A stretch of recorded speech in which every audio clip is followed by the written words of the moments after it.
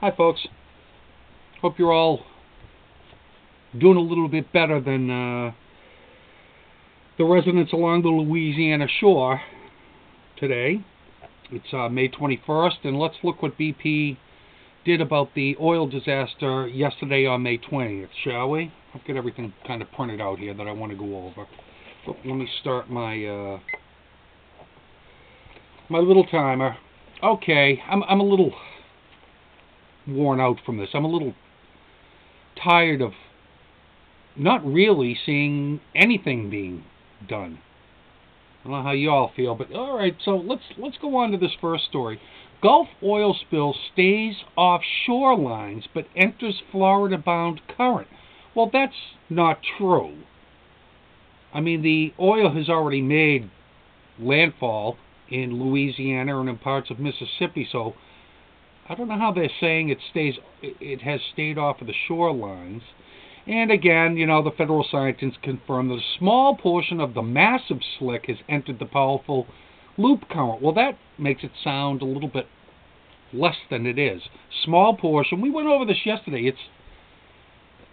They come up with these sayings that mean absolutely nothing. A small portion of 50 million gallons, that could be 20 million gallons, or 10 million gallons, or 30 million gallons. What's a small portion mean? Oh, God. And then this one goes on. Officials from BP plan to shoot drilling mud into the Deepwater Horizon well in what's known as a top kill. But, of course, that effort won't begin until Sunday. So between now and then, it's gushing out just as much as it ever was, and certainly more than BP is trying to tell you it is. Okay, the marsh cleanup is scheduled for Saturday. Now this, I wanted to raise my hat to this guy, Jeff Wilkinson, who is the founder of what's called Coastal Waters. That's a non-profit group that he started that is volunteers and stuff that go along beaches and clean them up. I mean, I think that's very commendable, but now what they're focusing on is cleaning up the beaches and the waterways before the oil comes in, which will make the oil cleanup easier. And I commend this guy. Here's someone who's thinking. Jeff Wilkinson of the Coastal Waters non-profit organization. Okay, here's one. Magnolia Spring prepares for approach of oil slick. This one I'm bringing up because Magnolia Springs is mobile Alabama Bay's, or Mobile Bay's, most sensitive and important ecosystems for basically life that contributes to the whole Gulf of Mexico. I mean, this is an estuary for the small fish fry and larvae, seafood larvae and stuff, and they're about ready to get screwed. Oil arrives on Louisiana shore, and it edges into the key current. So this is another old story. It's already arrived on the Louisiana shore, but over the last couple of days, it is now devastating the grasslands. Again, estuaries for the beginning of life for sea creatures in the Gulf of Mexico.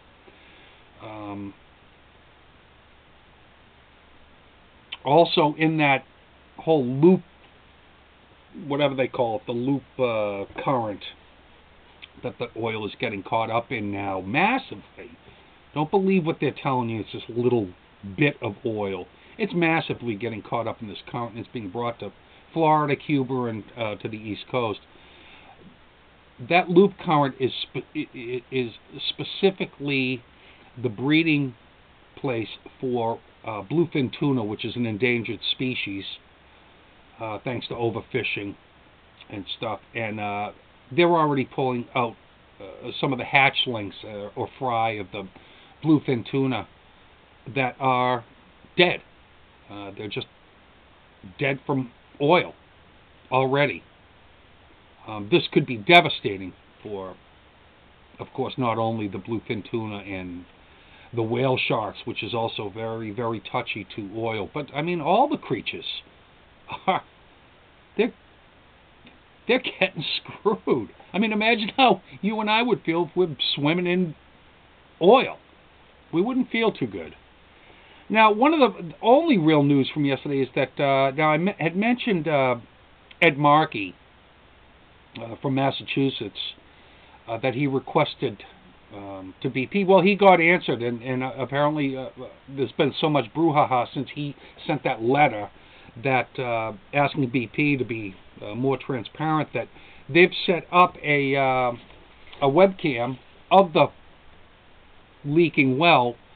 I've tried it on a couple of sites. I can't get it to come in. I'm sure that BP has a good answer as to why the live webcam isn't working.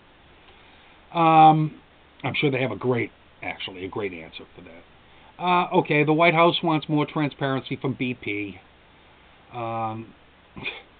Yeah, you know something? I want a Harley lowrider. I'm not going to get it right now, and right now we're not going to get anything out of BP. Absolutely not. They're in total damage control at this point. Now, this one might bring a few tears to your eyes. This is the story about a 10-year-old New York girl or 11-year-old New York girl that is raising thousands of dollars on her own to fight the oil spill by painting pictures and selling them and having people donate to the Audubon Society. I'm going to put all her information on where to contact her down there. You need to find out about the story yourself. Her name is Olivia Bouler, a 5th grader who's so moved by what's happening that she has already managed to raise at least $2,500 on her own.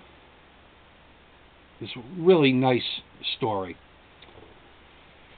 Okay, and lastly, my little comment for today, on a serious note. I don't say this lightly, but I think the criminal charges now need to be pursued.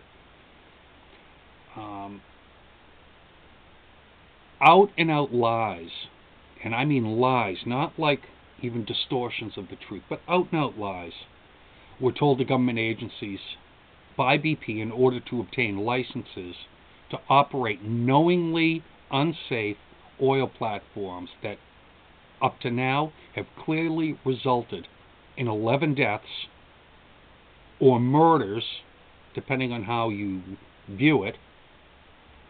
And I doubt we'll ever know what the real toll will be after the well is stopped in years down the road, how many deaths will be caused from poisoning.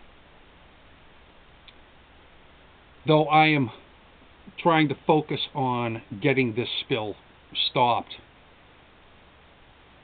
I mean, that's the important thing. The important thing is men and women losing their livelihood and the environmental disaster that's unfolding.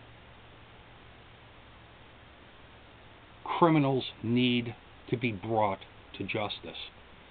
And as each day passes, I'm believing that there are a few criminals involved with this whole thing.